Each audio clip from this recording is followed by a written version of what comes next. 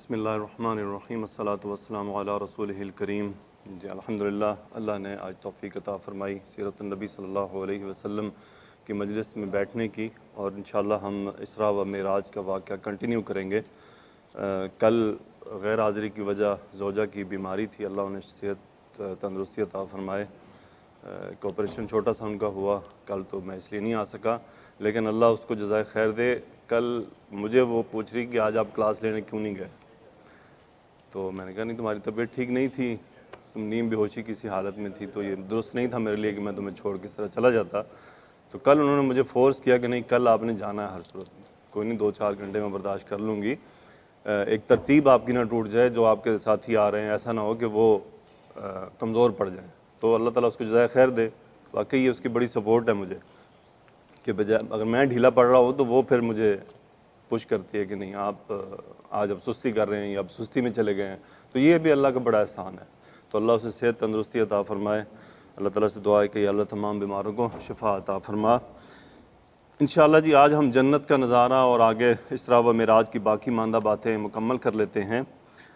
رسول اللہ صلی اللہ علیہ وآلہ وسلم کو سدرۃ المنتہا لے جایا گیا۔ سدرۃ المنتہا کی تفصیل میں ہم زیادہ نہیں جا رہے، اس میں چونکہ اختلافی باتیں بہت ساری ہیں، تو بہتر یہ ہے کہ وہ اگر آپ کا دل کریں مزید تو تحقیق کریں، پڑھیں، دیکھیں کیا ہے، کیا باتیں ہیں، کیا کہا گیا، کون کیا کہتا ہے، تاکہ ہمیں بات صحیح سمجھ آ سکے۔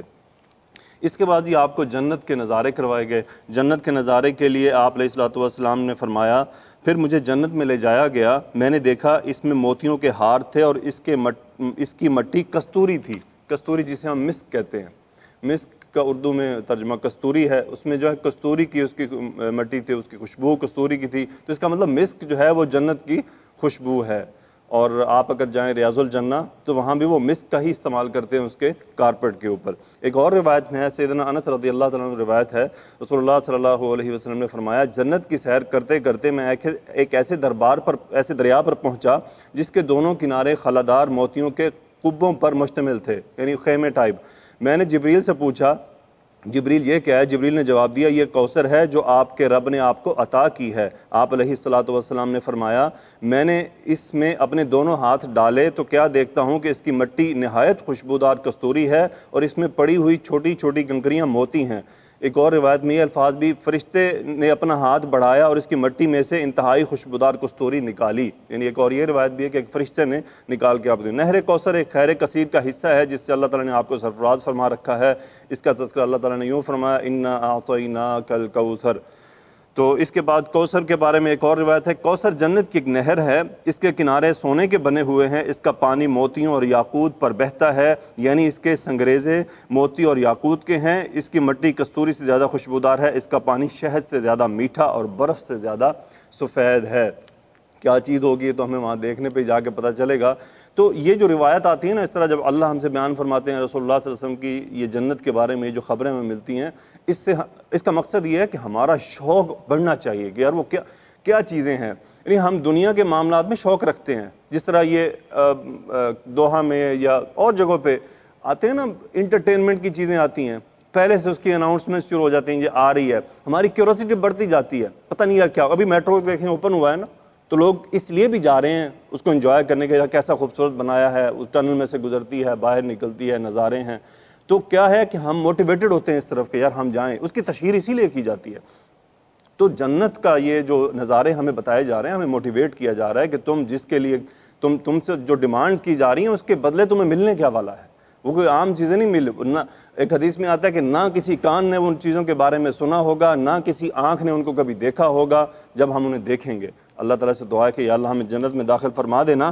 ایک دوسری حدیث میں آتا ہے، اس میں ایسے پرندے ہیں جن کی گردنیں اونٹوں کی گردنوں کی طرح ہیں۔ یہ سن کر سیدنا عمر فاروق رضی اللہ عنہ نے کہا کہ یہ پرندے تو بہت خوش و خرم ہوں گے۔ اس پر آپ علیہ الصلوۃ والسلام نے فرمایا، انہیں کھانے والے بھی اس سے زیادہ خوش و خرم ہوں گے، یعنی ان کو پرندوں کو کھانے والے تو آپ لوگ ہی ہیں، تو آپ ان سے بھی زیادہ خوش و خرم ہوں گے۔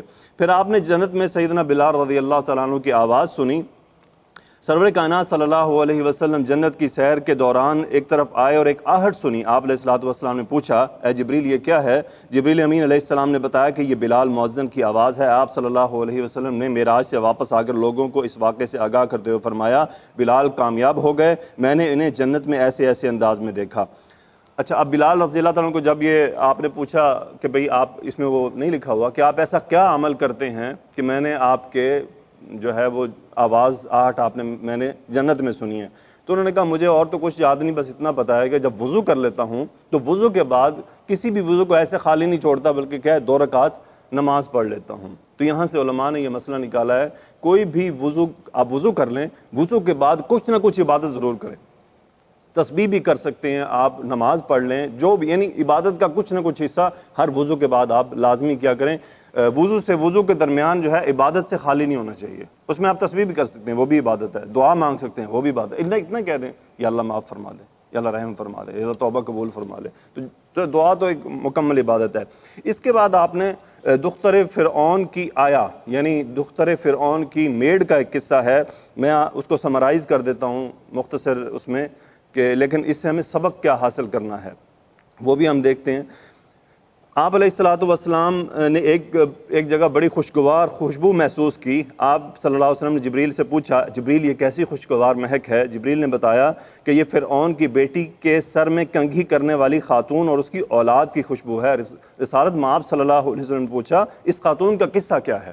اس خاتون کا قصہ کیا ہے؟ تو پھر جبریل نے قصہ سنایا، یعنی قصہ سننے والے رسول اللہ صلی اللہ علیہ وسلم اور سنانے والے جبریل، اور خوشبو سنانے والا اللہ رب العزت۔ جبریل علیہ السلام نے بتایا کہ ایک دن وہ فرعون کی بیٹی کی بالوں میں کنگھی کر رہی تھی کہ اچانک اس کے ہاتھ سے کنگھی گر گئی، تو وہ بے ساختہ بولی بسم اللہ، جیسے ہماری بعض دفعہ ہماری بزرگ عورتوں کی عادت ہوا کرتی تھی، آج تو اللہ خیر کرے۔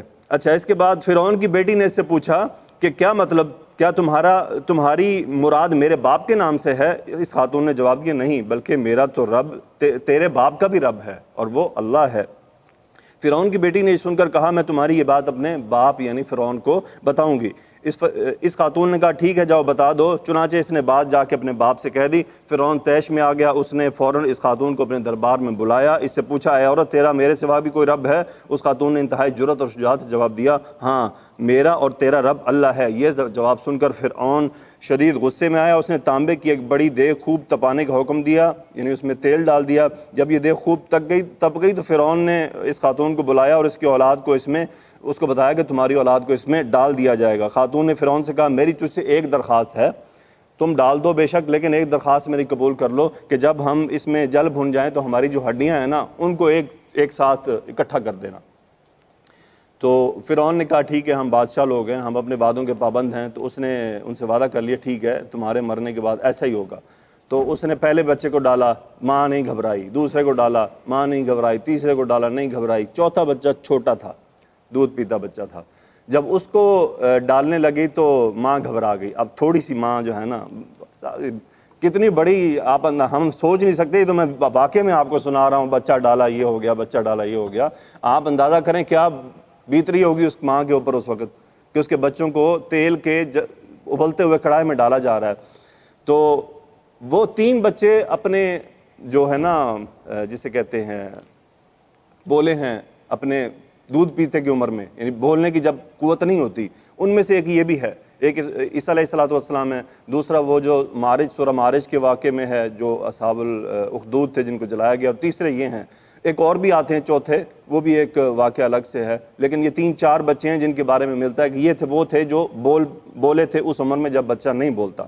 تو اس بچے نے کہا ماں صبر کر، کوئی بات نہیں، تو جلانے دے اس کو، بس تو اپنے بات پر پکی رہے۔ تو بچے کے بولنے سے حوصلہ مل گیا اس کو، تو اس نے بچے کو ڈال دیا۔ جب اس نے بچے کو ڈالا تو اس کے بعد ماں کو بھی جلا دیا گیا، اس کے بعد ہڈیاں اکٹھی کر دی گئیں۔ تو یہ وہ عورت تھی اپنے بچوں کے ساتھ جس کی خوشبو جنت میں رسول اللہ صلی اللہ علیہ وسلم کو سنگھائی گئی۔ دیکھ لیں، حق کے اوپر کھڑے رہے، کٹ گئے، مر گئے، بچے جلوا دیے، ابلوا دیے، لیکن حق بات نہیں چھوڑی۔ تو دیکھ لیں جنت کی جو پیاس ہوتی ہے وہ کس طرح لوگوں سے کیا کچھ کروا دیتی ہے۔ تو اللہ تعالیٰ سے دعا ہے کہ یا اللہ ہمارا ایمان بھی اتنا پختہ کر دے کہ ہم اس قدر تجھ سے محبت کرنے لگیں۔ یہاں پہ انہوں نے جو اس کی بات لکھی، اماں جان بے خوف و خطر اس میں کود جائیے، بے شک دنیا کی سزا آخرت کے مقابلے میں کہیں ہلکی ہے۔ دنیا کی سزا تو کوئی سزا نہیں ہے، جو آخرت میں ملنی ہے وہ بہت خطرناک ہے، تو بس اب برداشت کر لیں، تھوڑی دیر کی بات ہے، پھر انشاءاللہ جنت ہی جنت ہوگی۔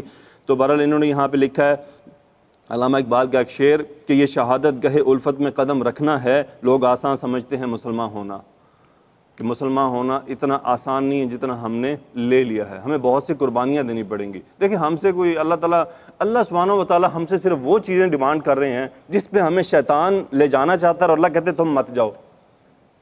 یہ جنگ ہے، اور جو شیطان جس طرف لے جانا چاہتا ہے نا، وہ ساری وہ چیزیں ہیں جن میں مزہ ہے۔ مثال کے طور پہ موسیقی میں مزہ ہے، کہتے ہیں نا موسیقی روح کی غذا ہے، یہی کہتے ہیں نا جی۔ وہ مومن روح کی غذا نہیں ہے، وہ اس روح کی غذا ہے جس پہ شیطانی اثرات ہوتے ہیں۔ تو جو اس کو بلانے والے ہیں وہ بھی انہی میں سے ہیں جو اس طرف بلاتے ہیں، دعوت دیتے ہیں موسیقی کی طرف۔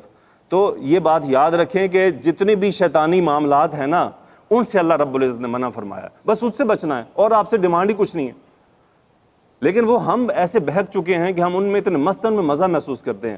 یقین کریں ہماری جو روح کی غذا ہے نا وہ قرآن ہے، ہمارے جو دل کی مضبوطی اور اس کی غذا ہے وہ قرآن ہے۔ وہ آنسو گرتے ہوئے جو اللہ کی یا تو محبت میں گریں یا اس سے ڈر سے گریں، اور ایسے چہرے پہ پھر جہنم کی آگ بھی حرام ہے۔ تو میرے بھائیو، یہ آپ سے جسٹ ایک موٹیویشنل ہے کہ ہر اس بات کو جانیں جس سے ہمارے رب نے منع کیا۔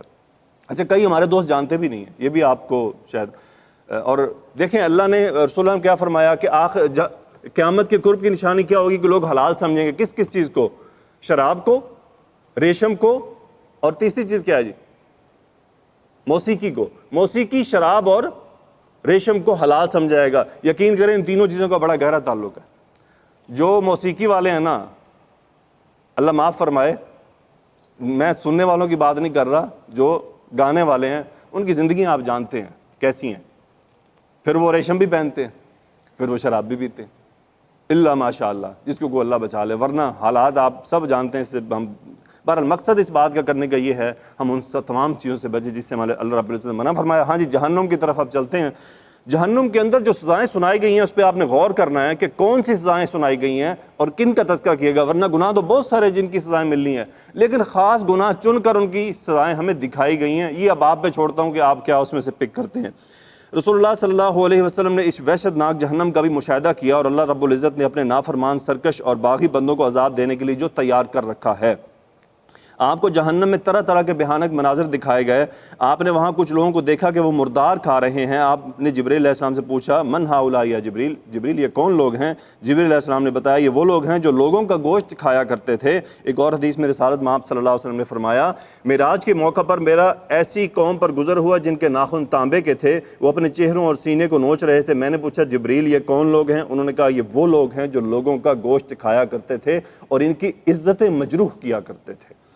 یہ لوگوں کا انجام بیان ہوا ہے جو لوگوں کی غیبت کرتے تھے، پیٹھ پیچھے ان کے عیوب اور نقائص بیان کرتے تھے، یہ ان کی عزت و وقار کو مجروح کرتے تھے اور انہیں ذلیل و رسوا کرنے کی کوشش کرتے تھے۔ اللہ تعالیٰ نے بھی قرآن مجید میں غیبت کو اپنے مردار بھائی کا گوشت کھانے سے تعبیر کیا۔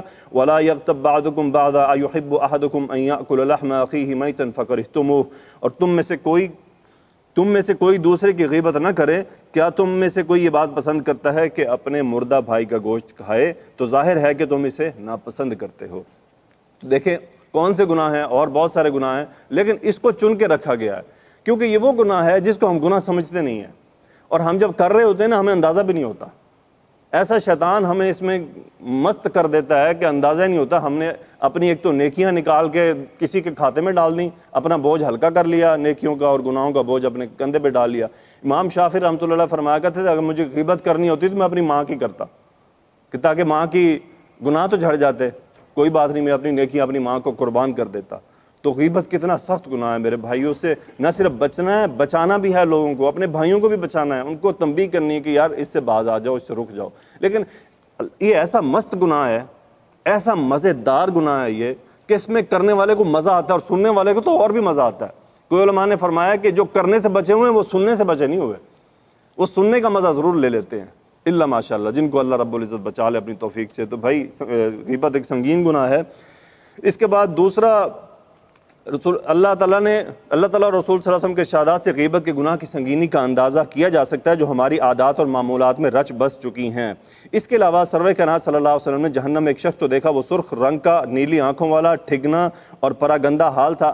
آپ نے جبریل علیہ السلام سے پوچھا، جبریل یہ کون ہے؟ جبریل نے بتایا یہ اللہ کے نبی صالح علیہ السلام کی اونٹنی کا قاتل ہے۔ تو جو صالح علیہ السلام کی اونٹنی کا قاتل تھا اس کو بھی انتہائی بری سزا دی جائے گی، بری سزا دی جا رہی ہے، اس کی سزا بلکہ شروع ہو چکی ہے۔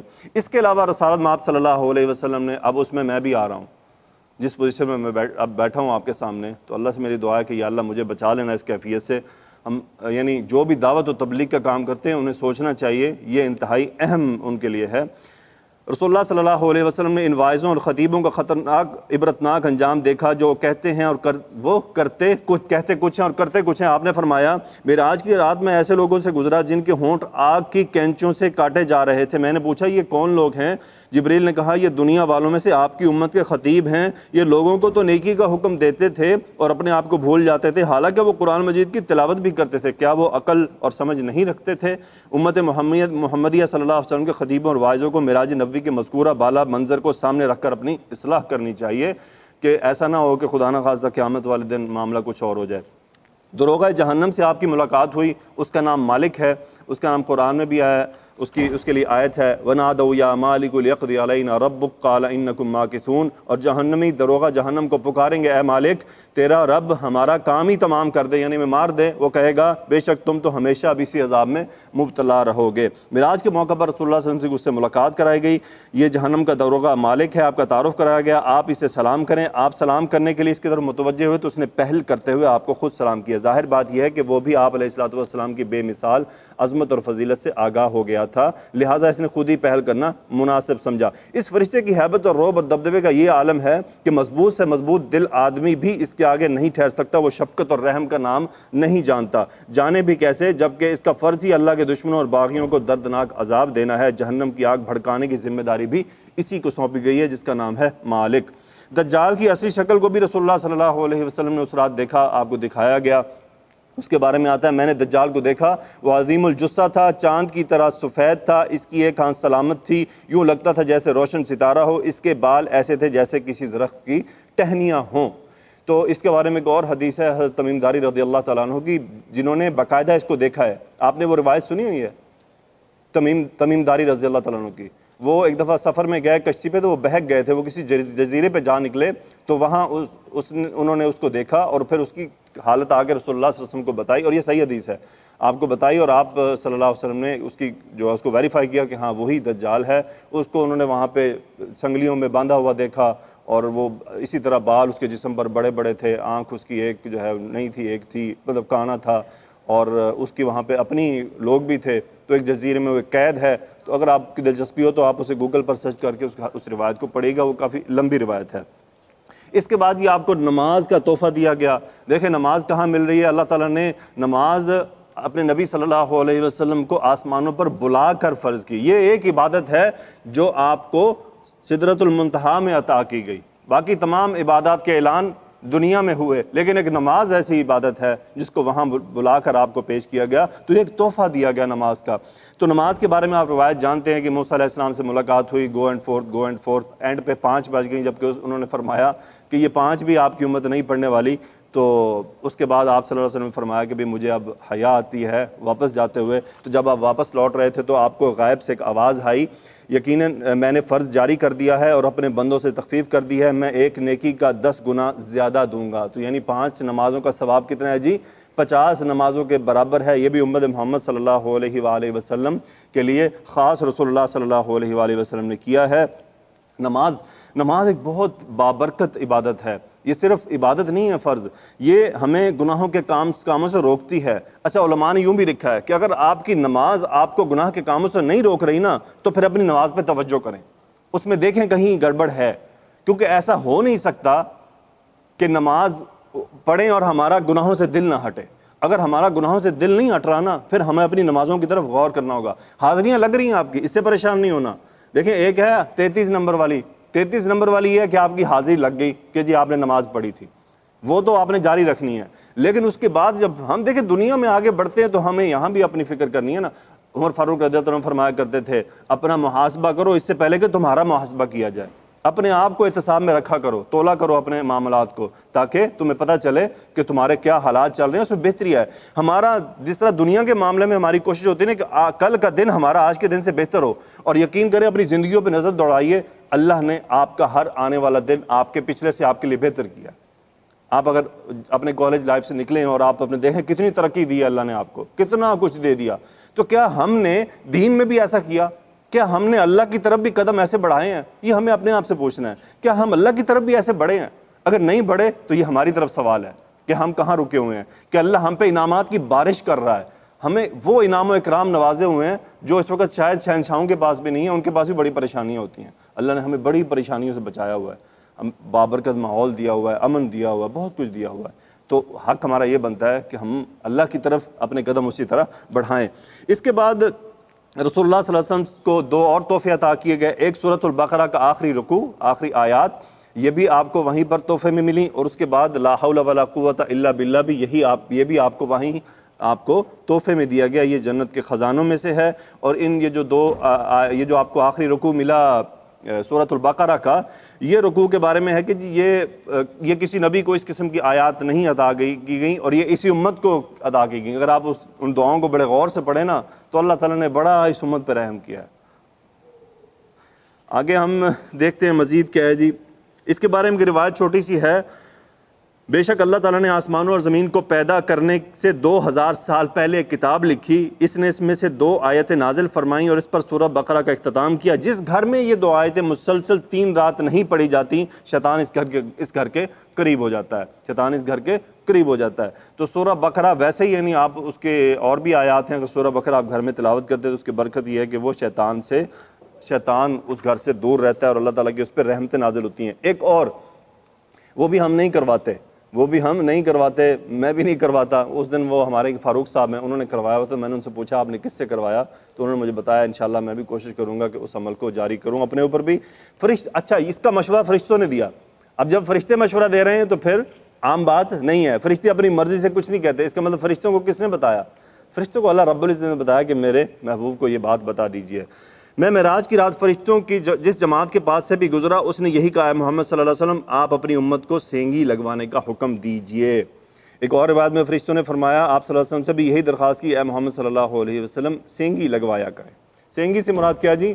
کیا کہتے ہیں اس کو جی؟ حجامہ کروایا کیجئے۔ تو یہاں پہ دوحہ میں موجود ہیں، عام نہیں بلکہ اچھے موجود ہیں، لیکن وہ ہڈن ہیں، ان کو چند لوگ جانتے ہیں۔ تو اس دن فاروق صاحب ہیں وہ کروا کے آئے تھے، میں نے ان سے پوچھا، وہ تو کہتے ہیں میں کرواتا رہتا ہوں اور ماشاءاللہ وہ صحت مند رہتے ہیں۔ ایک اور ہمارے بھائی ہیں سنگاپور کے ہیں، وہ بھی جب سے وہ کہتے ہیں میں یہاں آیا ہوں میں حجامہ کروا رہا ہوں، اور کہتے ہیں مجھے کبھی پیناڈول بھی نہیں کھانی پڑی کہ اللہ نے اتنی صحت عطا فرمائے رکھی ہے۔ وہ مسلسل یعنی وہ روٹین میں کرواتے ہیں، وہ بندے انہوں نے پکڑے ہوئے ہیں صاحب ذرا، اور وہ اس کے بارے میں بتاتے ہیں کہ وہ آدمی ہیں جو ان کے قطر کے بڑے بڑے شیوخ کی حجامے کرتا ہے، انڈونیشین ہے شاید۔ تو بس اللہ کرے کہ کوئی ایسا مل جائے جو صحیح جاننے والا ہو۔ لیکن آپ یہ دیکھ لیں کہ اور اس کی انہوں نے مجھے ترتیب بھی بتائی تھی، فجر کی نماز کے بعد جانا ہے اس طرح سے، اور اس کے دن بھی ہیں مخصوص، جو اسلامی تاریخ ہے ان میں مخصوص دن ہے جو احادیث میں اس کا تذکرہ ہوا ہے۔ اچھا جی، معراج سے واپسی اب ہو گئی، اب آپ نے جب اس کی خبر دی تو یقینی بات ہے قریش اس کو ایکسیپٹ نہیں کرنے والے تھے۔ آپ علیہ الصلوۃ والسلام کا ارشاد گرامی ہے، جب رات کو مجھے معراج کرائی گئی تو میں مکہ پہنچ کر صبح کی تو میں اپنے اس معاملے سے گھبرا گیا، اور میں نے جان لیا کہ لوگ مجھے جھٹلائیں گے اور میری بات کو سچا نہیں جانیں گے۔ یہ سوچ کر سرور کائنات صلی اللہ علیہ وسلم غمزدہ حالت میں بیت اللہ میں الگ تھلگ ہو کر بیٹھ گئے۔ اتنے میں اللہ کے دشمن ابو جہل کا آپ کے پاس سے گزر ہوا، وہ آپ کے قریب بیٹھ گیا اور طنزیہ انداز میں بولا کیا کوئی نئی بات پیش آ گئی؟ رسول اللہ صلی اللہ علیہ وسلم نے اسے جواب دیا ہاں۔ اس نے پوچھا وہ کیا؟ آپ نے فرمایا بے شک مجھے رات کو سیر کرائی گئی۔ اس نے پوچھا کہاں کی؟ آپ نے فرمایا بیت المقدس کی۔ یہ سن کر ابو جہل نے بڑی حیرت سے پوچھا پھر آپ نے ہمارے درمیان آ کر صبح کیسے کر لی؟ آپ علیہ الصلوۃ والسلام نے نہایت اطمینان سے جواب دیا ہاں۔ ابو جہل انتہائی چالاک اور شاطر انسان تھا، اس نے یہ ساری باتیں سن کر فوراً آپ کی تکذیب نہیں کی۔ اسے یہ ڈر تھا کہ مبادا وہ آپ کی قوم کو آپ کے پاس لے آئے اور آپ اس بات کا انکار کر دیں، چنانچہ اس نے خود آپ ہی سے پوچھا بتائیے اگر میں آپ کی قوم کو بلاؤں تو کیا پھر آپ یہ باتیں دہرائیں گے؟ آپ نے فرمایا بالکل دہراؤں گا۔ تو انہوں نے قوم کو بلا لیا اور آپ نے یہ بات ان کے سامنے دہرائی تو قوم نے انکار کر دیا۔ اور اس میں سے کئی مسلمان بھی ہوئے تھے، وہ بھی پھر مرتد ہو گئے کیونکہ ان کے دل میں ابھی ایمان نہیں آیا تھا. اسی لیے جیسے میں نے اس دن آیت پڑھی تھی 5 منٹ رہتے ہیں، جس دن یعنی آیت پڑھی تھی نا کہ فتنہ بنایا جائے گا، تو فتنہ یہی ہے نا کہ ایک ایسا معجزہ اور رونما ہوا ہے جس کو صرف ایمان والے ہی قبول کریں گے. اس کے بعد انہوں نے آپ سے سوال کیا کہ جی آپ جیسا کہ فرماتے ہیں مسجد اقصیٰ گئے ہیں تو آپ مسجد اقصیٰ کی صفات ہمارے سامنے پیش کریں. اس کی اچھا انہوں نے عجیب سوالات کیے، دروازے بھی پوچھے اس کے. تو رسول اللہ صلی اللہ علیہ وسلم نے صفات بتانی شروع کی تو تھوڑی سی صفات مکس ہونی شروع ہوئیں. آپ گھبرا گئے، پریشان ہوئے. آپ کے سامنے مسجد اقصیٰ کا پورا ماڈل لا کے رکھ دیا گیا اللہ کی طرف سے کہ اب قریش پوچھیں جو پوچھنا چاہتے ہیں. تو آپ نے اس مسجد کو جو آپ کو دکھائی گئی وہاں پہ مکہ میں بیٹھ کر، وہ پھر آپ نے ان کے سامنے رکھی. اس کی روایت یہ ہے، یقیناً میں حتیم میں تھا اور قریش مجھ سے میری اسراء کے بارے میں پوچھ رہے تھے. انہوں نے مجھ سے بیت المقدس کی کچھ ایسی چیزوں کے بارے میں پوچھا جو مجھے پوری طرح یاد نہیں تھی، اس لیے مجھے بڑا رنج ہوا. مجھے ایسے رنج پہلے کبھی نہیں ہوا تھا. اللہ تعالیٰ نے بیت المقدس کو اٹھا کر میرے سامنے نمایاں کر دیا. میں اسے دیکھنے لگا. وہ مجھ سے جس چیز کے بارے میں پوچھتے میں انہیں بتا دیتا. یہ ساری نشانیاں سن کر قریش لوگ کہنے لگے جہاں تک بیت المقدس کی بات ہے تو اللہ کی قسم انہوں نے سارے اوصاف بالکل ٹھیک بتائے ہیں. پھر آپ نے ایک وہاں پہ نا قافلہ، آپ جب واپس تشریف لا رہے تھے تو ایک قافلے کو آپ نے دیکھا تھا، ایک قافلہ جا رہا ہے. تو آپ نے اس قافلے والوں کو سلام بھی کیا تھا اور انہوں نے آپ کے سلام کا جواب بھی دیا تھا. وہ حیران بھی ہو گئے کہ یہ سلام کہاں سے آیا. تو آپ علیہ الصلوۃ والسلام نے انہیں اس کے بارے میں بھی بتایا کہ اس قافلے نے کہاں پڑاؤ کیا، وہ کہاں پہ موجود ہے. تو وہ قافلہ جب آ جائے تو اس سے پوچھ لینا کیا ایسی کیفیت تھی. تو پھر وہ قریش سارے جناب اس قافلے کا انتظار کرنے لگے. جب قافلہ آیا انہوں نے قافلے والوں سے پوچھا تو قافلے والوں نے اس کی تصدیق کر دی کہ ہاں بالکل اس طرح کی بات ہوئی تھی اور ہماری یہ کیفیات بھی تھی. لیکن اس کے باوجود بھی وہ اپنی ڈھیٹ پن اور اپنے ضد پر قابو رہے. اس کے بعد ابو بکر صدیق رضی اللہ تعالیٰ عنہ کو صدیق کا خطاب کیسے ملا کہ ابو بکر رضی اللہ تعالیٰ عنہ کہیں جا رہے تھے تو یہ سب لوگ بھاگتے ان کے پاس گئے اور فرمایا کہ اب آپ کے ساتھی محمد صلی اللہ علیہ وسلم کے بارے میں آپ کی کیا رائے ہے. وہ تو کہتے ہیں کہ انہیں راتوں رات بیت المقدس کی سیر کروائی گئی ہے. یہ سنتے ہی ابو بکر رضی اللہ تعالیٰ عنہ نے ان لوگوں سے دریافت کیا کیا رسول اللہ صلی اللہ علیہ وسلم ہی نے یہ بات کی ہے. لوگوں نے کہا ہاں. یہ سن کر ابو بکر رضی اللہ تعالیٰ عنہ بلا تأمل اعلان کیا اگر انہوں نے یہ بات کہی ہے تو یقیناً انہوں نے سچ فرمایا ہے. ابو بکر رضی اللہ تعالیٰ عنہ کو یہ الفاظ اصل ایمان کی حقیقی تعبیر ہیں اور انہیں آب زر سے لکھے جانے کے قابل ہیں. تو اس وجہ سے آپ کو صدیق کا لقب ملا کہ آپ نے فوراً سے ان کی تصدیق کر دی. ٹھیک ہے جی، یہ تو تھا واقعہ اسراء و معراج. تو اللہ تعالیٰ کا احسان ہے کہ اللہ نے ہمیں اسے پڑھنے سمجھنے کی توفیق عطا فرمائی. پھر آپ کو 5 نمازوں کے جو اوقات بھی وہ جبریل علیہ السلام نے بتائے. شروع میں 2 رکعت نماز فرض ہوئی تھی جو فرض نمازیں تھیں، اور اس کے بعد 2 رکعت نماز تھی شروع میں فرض. اس کے بعد 4 رکعت کر دیا گیا ہجرت کے بعد، اور قصر نماز پھر وہی 2 نماز کو بنا دیا گیا. یعنی قصر وہی 2 رہی اور جو فرض نماز تھی اس کو 4 اور مغرب کو 3 اور فجر کو 2 ہی رکھا گیا. لیکن فجر کی جو 2 رکھی گئی تو اس میں پھر یہ بات رہی کہ بھئی اس کی جو قرات ہے وہ لمبی ہوا کرے گی. تو رسول اللہ صلی اللہ علیہ وسلم کی سنت کے مطابق فجر کی قرات کافی لمبی ہونی چاہیے.